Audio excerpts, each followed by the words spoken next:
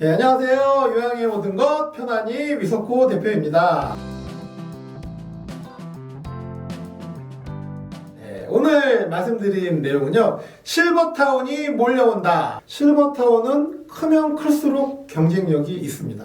지금 현재 전국에 실버타운이 한 40개 정도 되고, 거기 이제 수용 인원이 10,000명이 좀 안 되는 거로 알고 있는데, 앞으로 신규로 지어지는 아파트나 어쨌든 공동주택 같은 경우에 말이 실버타운이 아니지 실버타운과 같은 형태의 주택들이 엄청나게 많이 생길 것 같아요. 시니어 레지던스가 앞으로 엄청난 형태로 변동이 예상이 됩니다. 지금 기업들뿐만 아니라 개인까지도 엄청나게 많은 접근을 하고 있고요.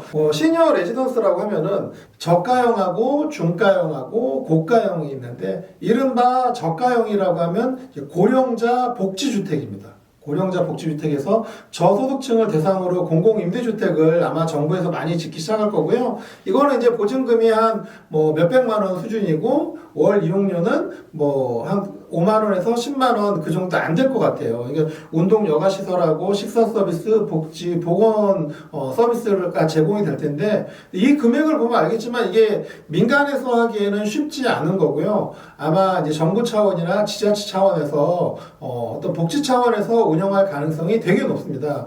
이 고령자 복지주택에 들어가기가 너무 힘들 거예요. 지금 상식적으로 여기 들어가려는 분들이 많아서, 저는 지금 정부에서 되게 의욕적으로 하려고 하는 건 이해는 하는데, 과연 이게 10년 후, 20년 후 여기 들어가려는 수요를 과연 지자체에서 전부 감당할 수 있을까? 과연 그 금액은 누구 돈으로 다 메꿀 수 있을까라는 생각이 들다 보니, 나중에 여기도 들어가신 분들은 혜택을 받는 거고, 들어가지 못하시는 분들은 어떻게 보면 혜택을 못 받는 거라, 나중에 이게 거꾸로 사회 문제가 될 가능성도 있다고 생각을 합니다. 근데 어쨌든 약간 저가형 고령자 복지주택이 정부 차원에서 많이 짓기 시작을 할 거고, 이와 관련해서는 앞으로도 지자체에도 되게 적극적으로 임할 것 같습니다. 그리고 중가형은 이제 중산층 고령 가구를 대상으로 하는, 약간 이름 굳이 말한다 그러면 이제 실버 스테이인데요. 이거는 이제 공공 지원을 일부 받는 민간 임대주택인데, 임대료 규제가 조금 있습니다. 그리고 당연히 건강관리, 안부 확인, 식사 제공이라든지 기본적으로 시니어들을 위한 서비스들은 당연히 제공이 될 거고요. 근데 요 민간 임대주택 같은 경우에도 공급에 약간 제약은 있을 것 같아요. 그래도 아까 말한 고령자 복지주택보다는 조금 현실성이 있고, 지역마다도 아무래도 이런 실버스테이가 많이 생길 것 같습니다. 또 이 부분도 지금 일부 기업들이 이 시장에 진출을 하기 위해서 시장 조사를 하고 있고요. 그리고 실버스테이 같은 경우에도 연관된 보험이나 금융상품도 앞으로 개발이 될 거라고 생각이 됩니다. 여기까지가 중가형이고요. 그리고 그 다음으로 제가 누누이 말씀드리는 실버타운입니다.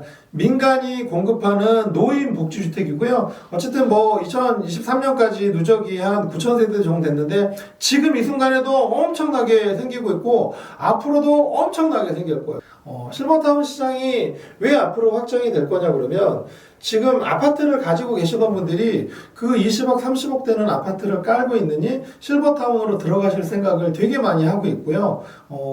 그렇기 때문에 이 부분과 관련해서 앞으로 건설사들이 지금 전부 다 아파트 짓던 건설사들이 전부 실버타운 지을 생각을 하고 있어요. 근데 어떻게 보면 새로 짓는 아파트에 들어가시는 분들이 노인분들이 많다 보니까 그분들을 위한 식사 제공, 의료 서비스 제공, 커뮤니티 확충, 이런 것만 돼도 거의 실버타운이 되는 거거든요. 그렇다 보니 실버타운은 앞으로 엄청나게 많이 생길 겁니다. 그리고 이와 관련해서 지금 실버타운이 가장 많이 생기고 있는 이유는, 어쨌든 실버타운은 정부의 규제를 덜 받는 영역이고, 어떻게 보면 민간이 자본만 있으면 할 수 있는 영역이거든요. 그렇다 보니 실버타운이 지금 요양원보다도 훨씬 더 급격하게 증가하고 있는 추세입니다. 실버타운에 대한 세간의 인식도 옛날에는 버려지는 곳이라고 일부 생각을 했는데, 그게 아니라 준비된 사람만이 갈 수 있는 고급 거주지라고 이렇게 생각이 되기도 하고요.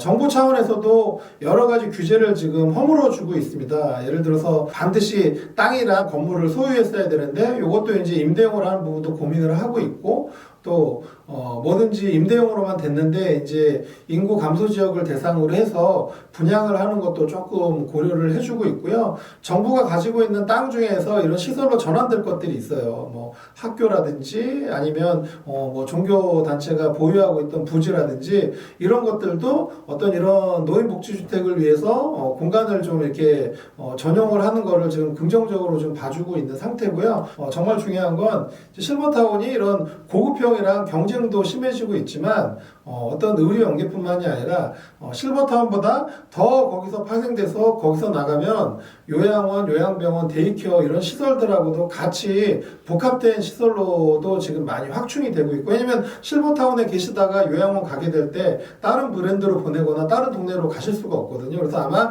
실버타운도 요양시설들을 이렇게 같이 경영을 하게 되는 케이스도 앞으로 되게 많아질 것 같고, 특히나 이런 실버타운이나 요양시설과 관련해갖고 금융이랑 보험, 헬스케어 상품의 연계가 지금 엄청나게 많이 진행이 되고 있습니다. 거기다가 상속이랑 증여와 관련된 문제까지 포함을 해서, 그래서 어쨌든 노년의 경우에 실버타운이 어쨌든 그런 서비스의 시작이고, 거기서부터 시작을 해서 재반된 많은 서비스들이 연계가 될 것이다.